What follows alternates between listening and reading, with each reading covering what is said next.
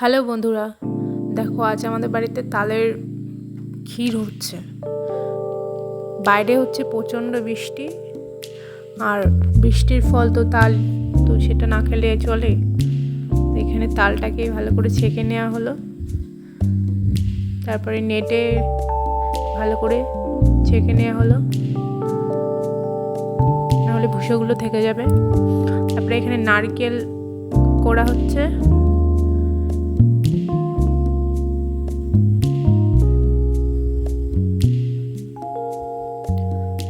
নারকেল কোড়া কমপ্লিট।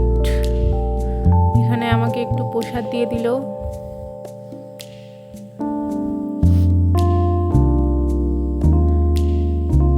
তারপরে তালের ভিতরে নারকেল, দুধ, গুড় সব কিছু দিয়ে দেওয়া হলো।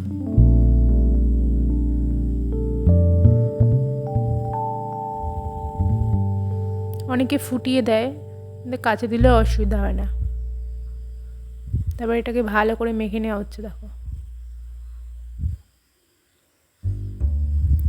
গুড় দিয়ে দিল। এখানে চিনিটাও ইউজ করা যায়, গুড়টা দিলে ভালো হয়।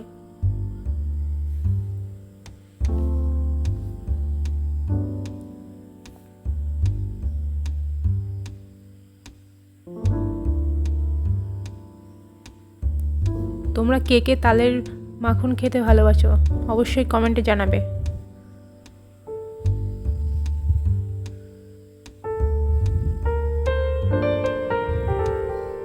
অনেকে এটাকে এবার ক্ষীরও বলে থাকে, তালের ক্ষীর। এর ভিতরে কাজু বাদাম কিশমিশ দিয়ে দেওয়া হলো। দেখো,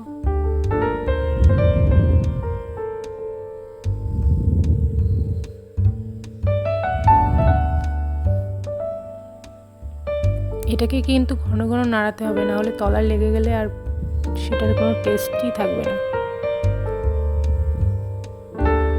আর এটা করার সময় খুবই সাবধানে করতে হবে, প্রচণ্ড ফোটে, সারা জায়গায় ছিটকে যায় একদম।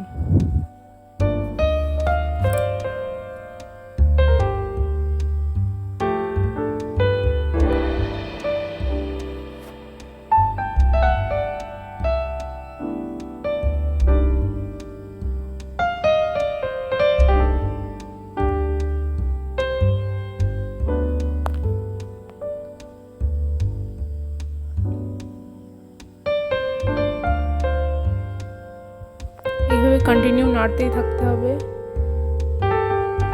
যত সময় না টাইট হবে তত সময় নাড়তে হবে। তারপরে দেখো, এখানে কালারটা একদম চেঞ্জ হয়ে গেছে। উপরের যে গ্যাজা ভাবটা ওটা নেই, একদম ঘন হয়ে এসছে। দেখো,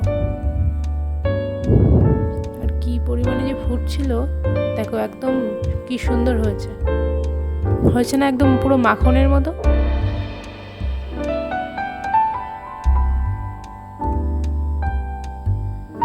তারপরে আমার প্রসাদ দিয়ে দিল।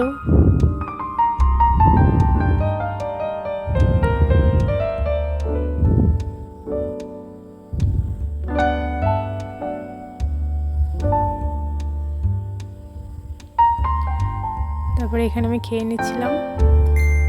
কি যে টেস্ট হয়েছে, না করলে বুঝতে পারবে না।